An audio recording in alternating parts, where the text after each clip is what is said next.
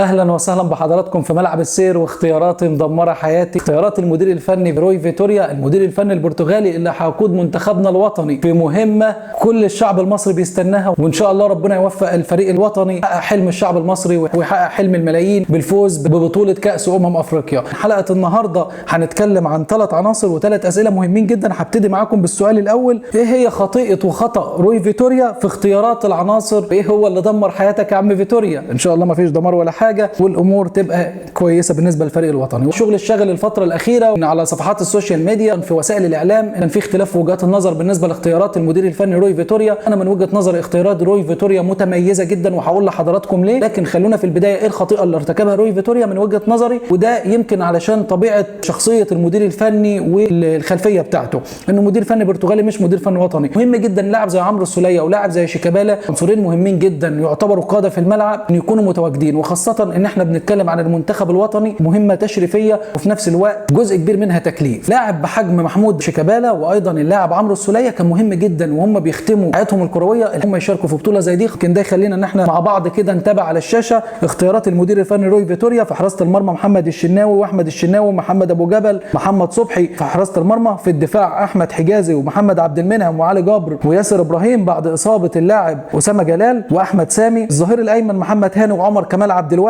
الظهير الايسر احمد فتوح ومحمد حمدي. في خط الوسط حمدي فتحي، امام عاشور، محمد النني، مروان عطيه، احمد السيد زيزو ومحمود حماده. وفي خط الهجوم مصطفى فتحي وتريزيجيه كهربا وعمر مرموش ومصطفى محمد واحمد حسن كوكا. والنجم المصري وملك لعبه كره القدم في انجلترا اللاعب محمد صلاح النجم العالمي. لو هنتكلم على اختيارات المدير الفني روي فيتوريا، انا وجهه نظر الحقيقه اختيارات كلها متميزه جدا. مهم جدا ان انت مع العناصر دي ان يكون لك في نص الملعب لعيب زي شيكابالا، حتى ولو هتلعبه ربع ساعه او ثلث ساعه في بعض المباريات مفيش اللعيبه اللي بيبقى عندها المهاره العاليه في منطقه وسط الملعب. فمهم جدا ان انت كمدير فني يكون عندك التنوع ده، ان يكون عندك لعيب زي شيكابالا. ويمكن لو هنقيمه الفتره الاخيره بغض النظر عن السن، اللاعب متميز جدا في اسيستاته وفي اهدافه. كان مهم جدا ان احنا ما نفرطش في لاعب زي ده. وايضا اللاعب عمرو السوليه في منطقه وسط الملعب، حمدي فتحي وامام عاشور لعيبه متميزه وعندها الجوانب الهجوميه ممتازه، ومحمد النني ومروان عطيه. ولكن انا بشوف ان المنتخب المصري في منطقه وسط الملعب عندنا نقطه ضعف قويه جدا، مفيش لاعب رقم 6 متميز. الناس ممكن تنتقدني في نقطه مروان عطيه. مروان عطيه لاعب ممتاز، لكن لو هنقارنه بلاعيبه وسط ملعب ديفوار اللاعب ابراهيم سنجاري اللي بيلعب في نادي نوتنجهام فورست، لو هنتكلم على بوسوما بيلعب مع منتخب مالي ونادي توتنهام، كان مهم جدا يكون في لاعب زي عمرو السوليه، لاعب شخصيه، لاعب قوي. في اوقات من المباراه هتحتاج التوجيه وهتحتاج الدعم في منطقه وسط الملعب. لكن محمد النني شويه اللي هيكون له دور كبير جدا في البطوله دي، وبرده هقول لحضراتكم ليه مع الحلقه. ايه الخطا اللي ارتكبه في الاختيار من وجهه نظري؟ بالنسبه للخطا اللي ارتكبه روي فيتوريا، ويمكن ده اول سؤال في حلقتنا النهارده، يعني محمود حماده مش هيلعب، محمد صبحي مش هيلعب، يعني انت 4 حراس مرمى، محمود حماده في نص الملعب، انت معاك مروان عطيه واحمد السيد زيزو ومحمد النني وامام عاشور وحمدي فتحي. مصطفى فتحي كان ممكن برضه نضم لاعب اخر مكانه. والخطا برضه من ضمن الاخطاء في خط الدفاع، على الرغم ان روي فيتوريا بقى له فتره كبيره مع المنتخب الوطني، برضه من الحاجات اللي يعني سببت لي تخوف اصابه اللاعب اسامه جلال. اسامه جلال لاعب متميز جدا، على الرغم ان كانت في انتقادات ان ياسر ابراهيم، انما لا، اسامه جلال لاعب شاب. ويمكن دايما البطولات الكبيره اللاعيبه الصغيره في السن بتثبت تالق، وشفنا ده مع محمد عبد المنعم مع كيروش في بطوله افريقيا النسخه السابقه. الحقيقه لاعب سنه صغير ولاعب قوي ولاعب قتالي ولاعب متميز، مع محمد عبد المنعم واحمد حجاز الخبره اعتقد كان هيكون له دور كبير. ياسر ابراهيم من اللعيبه المتميزه جدا، ولكن عنده مشكله كبيره جدا وهي البطء. يمكن ياسر ابراهيم في المباريات اللي هتبقى مقفوله اعتقد هيأدي دور قوي ولاعب قتالي ولاعب متميز، لكن في المباريات المفتوحه وانت بتلعب قدام فرق كبيره زي نيجيريا وعندها لعيبه محترفه وكوت ديفوار والكاميرون والجزائر والمغرب، لا الامور هتكون صعبه جدا. عشان كده كان مهم جدا ان يكون الاختيارات في العناصر في خط الدفاع تكون افضل من كده. عشان كده انا بتكلم ان في نقطتين ضعف، اللاعب رقم 6 في منطقه وسط الملعب وايضا اختيارات الدفاع. ولكن بشكل عام لعيبه متميزه، ممكن مع الروح والبطوله والاداء انه الامور تتطور ويدوا لنا اداء جماعي بشكل متميز، وهو من خلال فكره الخططي. يمكن روي فيتوريا مدير فني خططي متميز جدا وعنده عبقريه، وهنشوف ده في الاداء ان شاء الله، وده المتوقع منه. هقول لحضراتكم ليه برضه في حلقتنا النهارده. دي طبعا كانت اختيارات اللي مدمره حياتي، ولكن لا، اختياراته كانت ممتازه. ولكن بعد النقطتين اللي احنا وضحناهم لحضراتكم، في معلومتين مهمين جدا محتاجين نقولهم لحضراتكم، وايضا في استفسارين مهمين جدا ان احنا نجاوب لحضراتكم عليهم، لان اعتقد دول اللي هيكونوا الشغل الشاغل الفتره اللي جايه بالنسبه لكل جماهير الشعب المصري في كل مكان. اول معلومه معانا النهارده، ودي انا بقولها لحضراتكم، وطبعا الامور اللي احنا هنوضحها هنقول لحضراتكم ليه. البطوله دي هتكون اقوى بطوله واقوى نسخه في ال10 سنين الاخيره. طيب ليه؟ ده السؤال الطبيعي جدا اللي حضراتكم هتسالوه لي، وده يخلينا ان احنا الاول نبص على المجموعات مع بعض. هنلاقي المجموعه الاولى في ساحل العاج ونيجيريا وغينيا الاستوائيه وغينيا بيساو. المجموعه الثانيه مصر وغانا والراس الاخضر وموزمبيق. المجموعه الثالثه السنغال والكاميرون وغينيا وجامبيا. المجموعه الرابعه الجزائر وبوركينا فاسو وانجولا وموريتانيا. تونس في المجموعه الخامسه ومالي وجنوب افريقيا وناميبيا. المجموعه السادسه والاخيره المغرب والكونغو وزامبيا وتنزانيا. كل مجموعه فيها 4 فرق، الاربع فرق في 6 مجموعات، يعني بنتكلم في 24 فريق. هيصعد الاول والثاني في كل مجموعه، يعني اللي هو في 6 مجموعات وفرقتين، يعني بنتكلم في 12 فريق. يبقى احنا كده فاضل 4 فرق على دور ال 16، لازم يبقى معانا 16 فريق. هيتم اختيار افضل 4 توالت بالنسبه للمجموعات، وبالتالي يبقى احنا كده وصلنا لدور ال 16 بكامل الفرق. يعني فرصه المنتخب المصري في مجموعه فيها غانا والراس الاخضر وموزمبيق كبيره جدا، خاصه ان احنا عندنا لعيبه متميزه، مدير فني متميز. طبعا القرعه خلت كل الفرق الكبيره تقريبا كلها هتصعد للدور القادم. لو هنتكلم على ساحل العاج او نيجيريا او مصر وغانا والسنغال والكاميرون والجزائر وبوركينا فاسو وتونس ومالي، او جنوب افريقيا والمغرب والكونغو او زامبيا، ده هيخلي البطوله قويه جدا. بنتكلم على المحترفين في كل الفرق، لا حجم المحترفين الافارقه اللي موجودين في الدوريات الكبرى، وده هنشوفه دلوقتي مع بعض، بقى كبير جدا. علشان كده مستوى البطوله الفني هيكون عالي بالنسبه لاداء اللاعبين، ولكن هيكون مختلف هو المديرين الفنيين اللي بيتولوا مسؤوليه الفرق، ويمكن ده اللي هيكون فارق معانا شويه. لكن ده بالنسبه لاول معلومه، ان البطوله النسخه الحاليه هتكون هي الاقوى على مدار السنين الاخيره، وكلنا هنستمتع بكل مباراتها وهتكون في منتهى القوه. المعلومه الثانيه ان المنتخب المصري بقياده روي فيتوريا والعناصر اللي موجوده معاه، وهنشوف ده اقوى كوره هتتقدم برضه في خلال الفتره الاخيره من بعد الجيل الذهبي بقياده حسن شحاته. اولا روي فيتوريا من المديرين الفنيين المتميزين جدا، عنده حلول وعنده فكر خططي وفني على اعلى مستوى. العناصر اللي موجوده مع المنتخب المصري، وده اللي احنا بقى بنقول ليه ان المنتخب المصري ده يعتبر افضل نسخه في الفتره الاخيره. وهنتكلم على لاعب زي محمد صلاح وعمر مرموش ومصطفى محمد. عملنا احصائيه خاصه بملعب السير، مش هنشوفها في مكان تاني غير في ملعب السير. الكل يركز معايا، الكل ينتبه في المعلومه اللي هنقولها، مهم جدا جدا ان احنا ناخد بالنا من النقطه دي، ودي بشره خير بالنسبه لكل جماهيرنا وبالنسبه لكل المتابعين. محمد صلاح وعمر مرموش ومصطفى محمد في انديتهم اقوى خط هجوم مقارنه بكل اللاعبين في خط الهجوم بالنسبه للفرق الافريقيه المشاركه في البطوله. محمد صلاح 14 هدف، عمر مرموش 7 اهداف مع فريق نادي انتراخت فرانكفورت الالماني، وايضا اللاعب مصطفى محمد 6 اهداف. يعني بنتكلم في اجمالي 27 هدف للثلاث عناصر الاساسيين لمنتخبنا الوطني مع انديتهم. نانت الفرنسي مصطفى محمد الدوري الفرنسي قوي جدا، عمر مرموش مع انتراخت فرانكفورت الدوري الالماني، محمد صلاح نجمنا المصري الملك المصري في الدوري الانجليزي. والنهارده محمد صلاح الفتره الاخيره بيقدم افضل اداء ليه في الدوري الانجليزي. تعالى عشان يبقى كلامنا واقعي وعملي، ويبقى برضه استندنا ومعانا ادلتنا واحنا بنتكلم. فيكتور اوسمين اللاعب النيجيري، لو هنتكلم على خط هجوم منتخب نيجيريا 7 اهداف. فيكتور بونيفيس لاعب فريق نادي باير ليفركوزن 10 اهداف، واللاعب ايوني لاعب نوتنجهام فورست 4 اهداف، يعني باجمالي 21 هدف. وايضا اللاعب صامويل تشوكوزوي اللاعب الميلان الجناح لم يحرز اهداف مع فريق نادي ميلان. تعال نقارن بخط هجوم منتخب المغرب اللي هو يعتبر المرشح الاقوى والاول نظرا للاداء اللي قدمه الفتره الاخيره في كاس العالم، ولكن بطوله افريقيا السنه دي ما ينفعش ان احنا نقول منتخب المغرب هو ده اللي خد مركز رابع في كاس العالم يبقى هو هياخد البطوله دي. ليه؟ لان الاداء وتكوين الفريق النهارده والمستويات اللي بيقدمها المنتخب المغربي مش نفس المستوى اللي كان بيلعب بيه بالنسبه لبطوله كاس العالم. وعلشان كده انا شايف ان المنتخب المغربي عنده مشاكل، ودي هنوضحها على مدار حلقتنا. ولكن خلونا الاول نقارن. لو هنتكلم على منتخب المغرب، حكيم زياش هدفين، عبد الرازق حمد الله 10 اهداف، يوسف النصيري 5 اهداف. يعني لو هنتكلم على معدل الاهداف بالنسبه للثلاثي الهجومي لفريق منتخب المغرب 17 هدف. يعني لو هنرتبهم بنتكلم في 21 هدف لخط الهجوم لمنتخب النيجيري اقوى هجوم في البطوله بعد المنتخب المصري برصيد 27 هدف، 17 هدف لخط هجوم المنتخب المغربي. طبعا الاحصائيه دي احنا عملناها لحضراتكم بالنسبه للاعيبه مع انديتهم. من هنا ده اللي احنا بنتكلم فيه، روي فيتوريا مع فكره الهجومي وتحرره الهجومي، ودي الميزه اللي عندنا النهارده، ومع المجموعه اللي موجوده يقدر ان هو يقدم اداء ولا اروع. ويمكن هنشوف ده، ويمكن توقعي هيكون من مباراه الافتتاح مع موزمبيق. شفنا ده الفتره الاخيره انه بيفوز بمباريات بعدد اهداف كبير جدا، ممكن ده ما كناش بنشوفه مع مدربين الفتره الاخيره، بل بالعكس باداء مقنع. ممكن ده يخلينا نتكلم بقى عن اختياراته كمان. ايه هي فرص منتخب مصر للصعود للنهائي، وهل ممكن عنده فرص حقيقيه ان هو ياخد البطوله؟ انا شايف ان المنتخب المصري يعتبر من المرشحين بقوه للوصول للنهائي.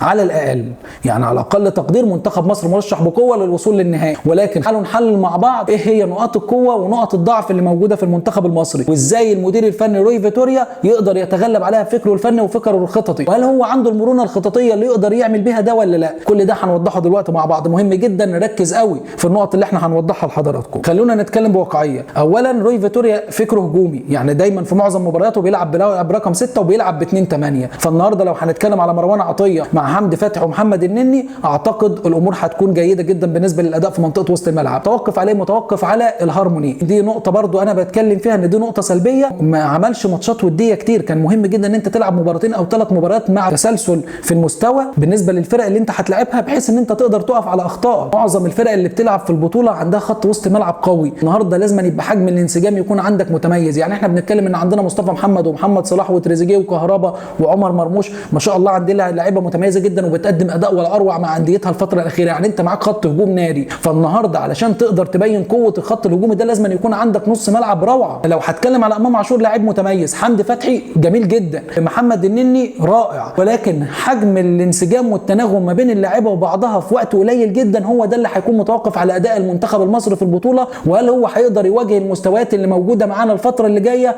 ولا لا. هنتكلم على خط الدفاع، ولكن لو هتكلم على النقطه السلبيه اللي موجوده هي نقطه زي ما قلت لحضراتكم، احنا محتاجين لاعب ديفندر قوي يكون عنده القوه الجسمانيه المتميزه. يعني انا بحسب محمد النني على اللاعب رقم 8 شويه. لو هنتكلم على امام عاشور كذلك، فيهم ميزه ان عندهم الضغط واستخلاص الكره جيد، فهياخدوا دور مهم جدا، وخاصه ان انت بتلعب امام لاعيبه افارقه جسمانيا اقوياء، يعني بيشيلوا الزلط والحديد زي ما بيقولوا. فانت النهارده هتخبط في جدار. مهم جدا ان كان يكون عندك لعيبه عندها برده نفس القوه البنيانيه، ولكن اتمنى ان شاء الله مع الروح القتاليه العاليه التزام بتعليمات المدير الفني ان ممكن نتفاجئ باداء المنتخب المصري بالنسبه لمنطقه وسط الملعب، ولكن هي دي برده عليها علامات استفهام، فده احنا لسه هنشوفه عشان نقدر نقيم بشكل اوضح اول مباراتين في البطوله في دوري المجموعات. خط الدفاع لو هنتكلم على احمد حجازي ومحمد عبد المنعم متميزين لمنتخب مصر لاول مره يبقى عندنا احتياطي واساسي متميز، سواء بالنسبه لخط الدفاع او بالنسبه لخط الوسط وخط الهجوم. يعني خلينا نتكلم بقى على العناصر بشكل عام، لا انت عندك احتياطي في كل المراكز، ودي برده صفه من صفات الفريق البطل. عشان تكون فريق بيقدر ياخد بطوله لازم يكون عندك لعيبه في الاحتياطي ما تقلش عن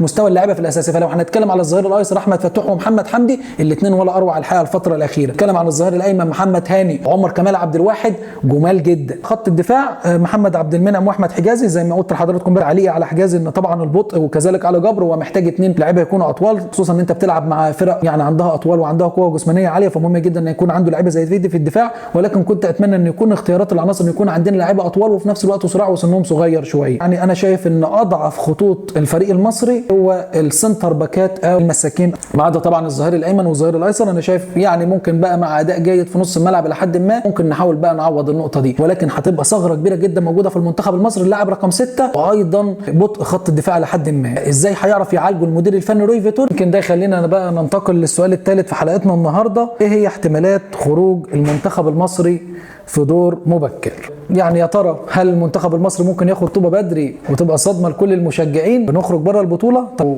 تابعنا مع بعض في المجموعات هنلاقي ان ساحل العاج لاعب فريق متميز، نيجيريا، مصر، غانا، السنغال، الكاميرون، الجزائر، بوركينا فاسو، تونس، مالي، المغرب، زامبيا. النهارده الفرق كلها بقى فيها محترفين. لو هنتكلم عن محمد صلاح 14 هدف، ويسا بيلعب في منتخب الكونغو واحرز 4 اهداف في الدوري الانجليزي مع نادي برينتفورد، نيكولاس جاكسون اللاعب السنغالي 7 اهداف مع فريق نادي تشيلسي، فيكتور اوسمين 7 اهداف مع نابولي، اندري ايو بيلعب، جوردان ايو هدفين مع فريق نادي كريستال بالاس، عمر مرموش 7 اهداف، فيكتور بونيفيس اللاعب النيجيري 10 اهداف، مصطفى محمد 6 اهداف مع نانت الفرنسي، حكيم زياش هدفين مع فريق نادي جلاتا سراي، يوسف النصيري 5 اهداف مع فريق نادي اشبيليه، عبد الرازق حمد الله 10 اهداف مع فريق نادي اتحاد جده السعودي، ايفواري سيمون انديرا 22 سنه واحرز 4 اهداف مع فريق نادي برايتون الانجليزي، كارلوس باليبا اللاعب الكاميروني اللي بيلعب في نادي برايتون، طارق لامبيتي اللاعب غانا، اللاعب شيخا ديكوري لاعب كريستال بالاس منتخب مالي، اليكس يوبي اللاعب النيجيري احرز 3 اهداف وايضا بيلعب مع فريق نادي فولهام الانجليزي. النهارده بنتكلم على مستويات لاعيبه على اعلى مستوى. ايه اللي هيفصل في مشوار كل فريق في البطوله؟ يعني النهارده كله عنده عناصر متميزه في كل الخطوط. اللي هيفصل وده اللي احنا بنتكلم فيه